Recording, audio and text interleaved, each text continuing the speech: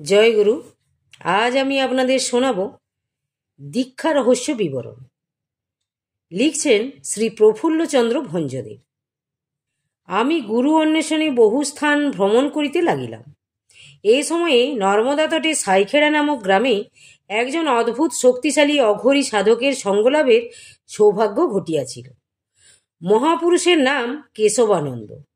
সাধুটি দীর্ঘকায় ও ভয়ঙ্করাকৃতি। সদা সর্বদাই দিগম্বর হইয়া আবোল তাবোল বকিতে থাকেন। হাতে একটি বংশদণ্ড, চারিদিকে লোকারণ্য এবং বাবার হাতটি সর্বদাই প্রহার করিবার জন্য উদ্যত। সাধু, মহাপুরুষ, রাজা, প্রজা, ধনী, নির্ধন সবাই সেই স্থানে পৌঁছিয়া দণ্ডাঘাত আশীর্বাদে রক্তাক্ত হইয়া ঘুরিতেছেন। কচ্চিৎ অঘরী বাবা নিজের মহিমা প্রকাশ করিতেন। এইরূপ একটি ঘটনা আমি থাকিতে থাকিতে ঘটিয়া গেল। একজন যাত্রী নিজের নবজাত রোগগ্রস্ত শিশুকে বাবার কাছে ফেলিয়া দিয়া হাত জোড় করিয়া দাঁড়াইয়া থাকিল। উনি চিৎকার করিয়া ওই শিশুটিকে লইয়া যাইবার জন্য আদেশ করিলেন, কিন্তু সেই যাত্রীটি ওই প্রকার হাত জোড় করিয়া দাঁড়াইয়া থাকিল। শেষে ভীষণ কাণ্ড ঘটিয়া গেল। অঘরী বাবা নিজের বংশদণ্ড দ্বারা ওই শিশুটিকে মারিতে মারিতে একেবারে মারিয়াই ফেলিলেন। সবাই ক্রন্দন করিতে লাগিল। কয়েকজন লোক ওই যাত্রীটিকে পুলিশে খবর দিবার জন্য প্ররোচনা দিতে লাগিলেন। নিজে অঘরী বাবাও ওই লোকটিকে পুলিশে খবর দিবার জন্য উপদেশ দিতে লাগিলেন। কিন্তু সেই যাত্রীটি কেবল হাত জোড় করিয়া দাঁড়াইয়া থাকিল ও বলিতে লাগিল, আমি জানিয়াই তো ছেলেটিকে বাবাকে সমর্পণ করিয়াছি। যে মুহূর্তে উহার কাছে আমার সন্তানটিকে রাখিয়া দিয়াছি, সেই মুহূর্ত হইতে ওই সন্তান আমার নয়, উহার হইয়া গিয়াছে। উনি নিজের সন্তানকে মারিতেও পারেন বা রাখিতেও পারেন। কিছুক্ষণ পরে ওই শিশুটির শবদেহ তুলিয়া লইয়া অঘরী বাবা নিজের পায়ের নিচে রাখিলেন এবং আস্তে আস্তে নিজের পা তার উপরে রাখিয়া ইতস্তত করিতে লাগিলেন। গুনগুন করিয়া মন্ত্রপাঠের ন্যায় শব্দ উচ্চারণ করিতে লাগিলেন। আমরা সবাই আশ্চর্য হইয়া দেখিলাম যে প্রায় আধ ঘণ্টার পর শিশুটি ক্রন্দন করিয়া উঠিল।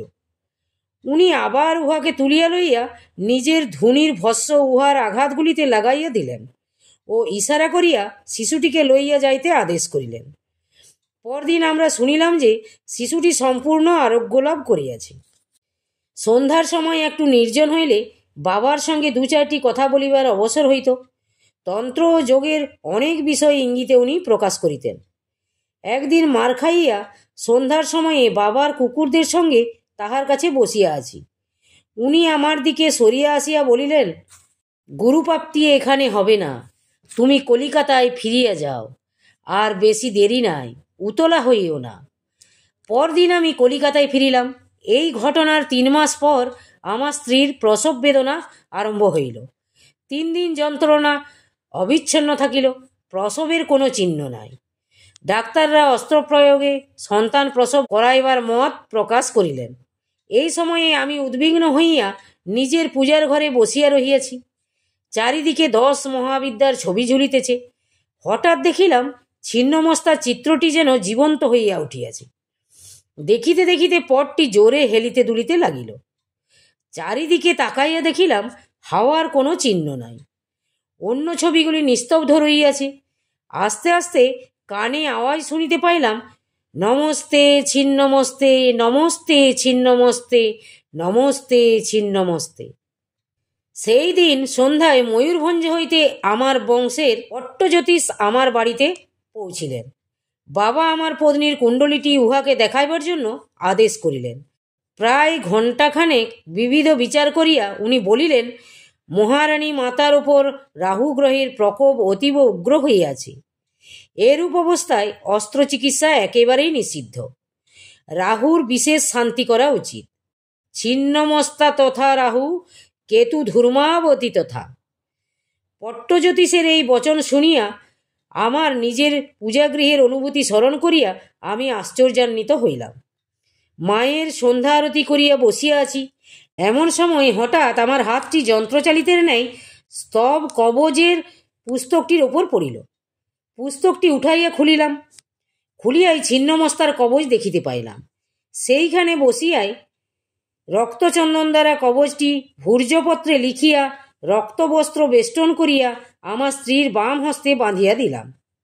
যেদিন আমার কন্যা জন্মাইল সেই দিন রাত্রেই আমি বস্তরের কুলদেবী কালদন্তেশ্বরী মহিষমর্দিনী কালিকা দেবীর বিগ্রহ স্বপ্নে দেখিতে পাইলাম। বিগ্রহের পশ্চাৎ দিক হইতে শব্দ শুনিলাম, গুরু শিষ্যের সম্বন্ধ, জন্ম জন্মান্তরের সম্বন্ধ। বহুদিন পরস্পরের অপেক্ষায় তোমরা দুজনে বসিয়া রহিয়াছ। কাল পত্র দ্বারা যাহার কলিকাতায় আগমনের বার্তা পাইবে উনিই তোমার আচার্য। পরদিন কোকিলামুখ মঠ হইতে প্রজ্ঞানন্দজির একখানি পত্র পাইলাম। তিনি লিখিয়াছেন, আপনার প্রার্থিত তান্ত্রিক গুরু পুস্তকখানি ভিপি যোগে পাঠাইলাম। আপনাকে জানাইতেছি যে তান্ত্রিক গুরু প্রণেতা শ্রীমৎ স্বামী নিগমানন্দ পরমহংসদেব এখন হাওড়ার পঞ্চাননতলা রোডে তাহার প্রিয় শিষ্য উকিল ফণীভূষণ মিত্রের বাড়িতে অবস্থান করিতেছেন। নিজের সাধন ভজন বিষয়ে যদি আপনার কোনো জিজ্ঞাসা থাকে তবে ওইখানে উহার সহিত সাক্ষাৎ করিয়া উহার সমাধান করিয়া লইতে পারেন। এইখানে একটি কথা বলিতে ভুলিয়া গিয়াছি।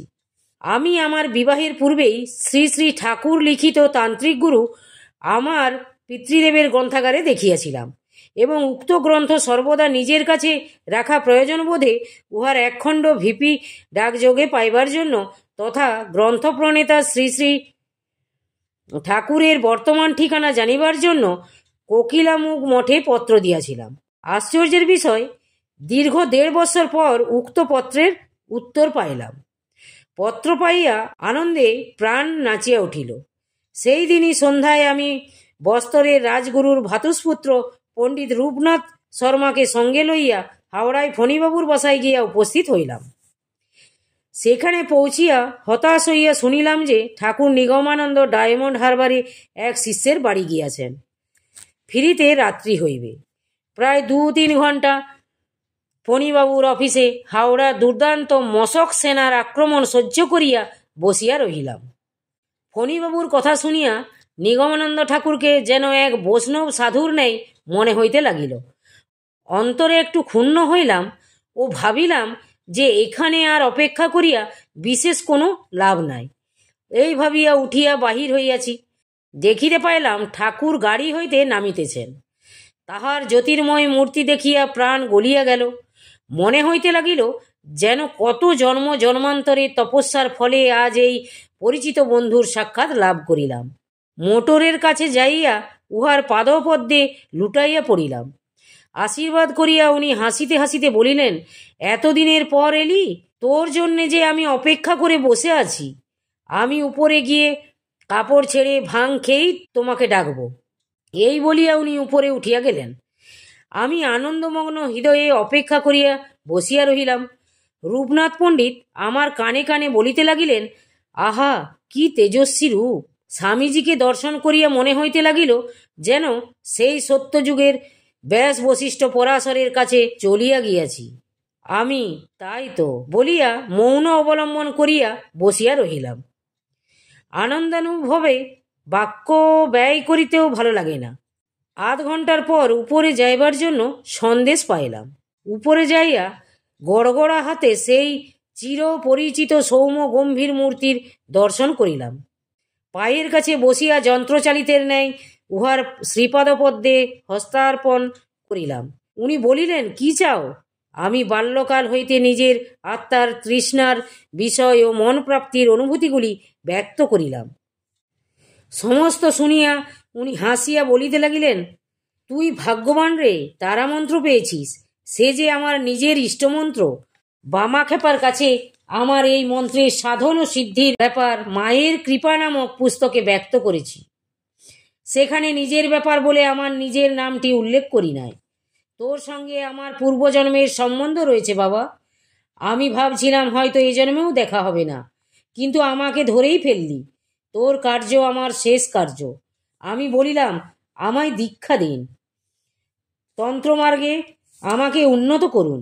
আমি মাকে পাবার জন্যে আপনার শরণাপন্ন হলাম। আজ কয়েকদিন হলো আমার প্রথমা কন্যার জন্ম হয়েছে। ঠাকুর হাসিতে লাগিলেন, বলিলেন, এই কন্যার জন্মদিনে তুমি গুরুলাভের বার্তা পেয়েছ। এই কন্যার মৃত্যুর দিন গুরুশক্তির ব্যক্ত প্রকাশ তুমি অনুভব করবে। তোমার সঙ্গে আমার অনেক গুপ্ত কথা রয়েছে। এখানে অন্যদের সম্মুখে ওসব আলোচনা হতে পারবে না। অতএব তুমি তোমার সময় সুযোগ মতো আমার পুরীস্থ নীলাচল কুটিরে যেও। সেখানে তোমার দীক্ষা এবং তান্ত্রিক সংস্কার করে দেব। আমি উহার পাদপদ্মে মাথা রাখিলাম। উনি স্পর্শ করিয়া আশীর্বাদ করিলেন। আমি হর্ষোৎফুল্ল হৃদয়ে বাড়ি ফিরিয়া আসিলাম। 1928 সালের চৈত্র মাসে পুরী যাত্রা করিলাম।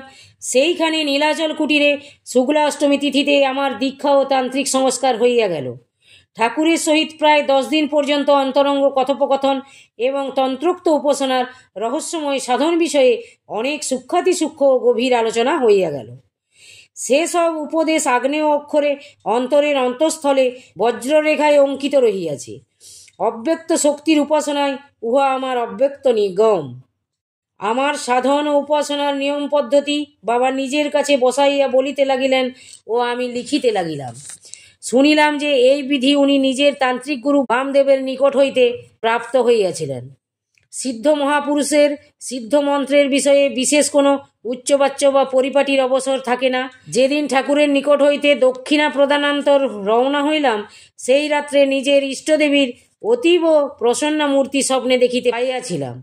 একমপ্যখরং যত্তু গুরু শিষ্যে নিবেদয়েত পৃথিবাং নাস্তি তদ্দ্রব্যং যদত্তা চা নৃণী ভবেত।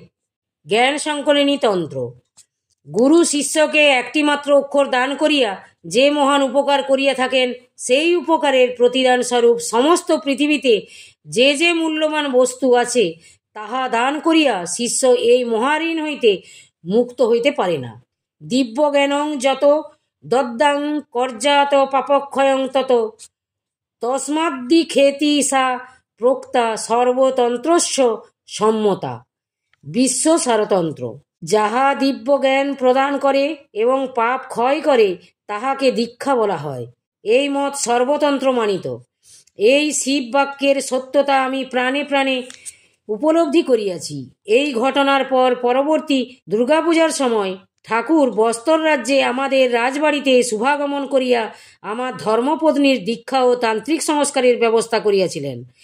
এই সময়ে আমার ও আমার পত্নীর ভিতরে যে সব অপূর্ব শক্তি সঞ্চারিত হইয়াছিল, সেই অনুভূতি সমূহ এই স্থানে ব্যক্ত করিয়া আমার প্রবন্ধের কলেবর বৃদ্ধি করিব না। গুরু সাক্ষাৎ ব্রহ্ম ব্রহ্ম শক্তিশ্বরী শিবা সহস্রারে সদা বন্দে শিবয়োশ্চরণ ত্রয়ম। জয় গুরু, জয় গুরু। আজ এই পর্যন্তই। যদি আপনাদের ভালো লেগে থাকে তাহলে চ্যানেলটিকে সাবস্ক্রাইব করে আমার সাথে থাকুন। জয় গুরু, জয় গুরু।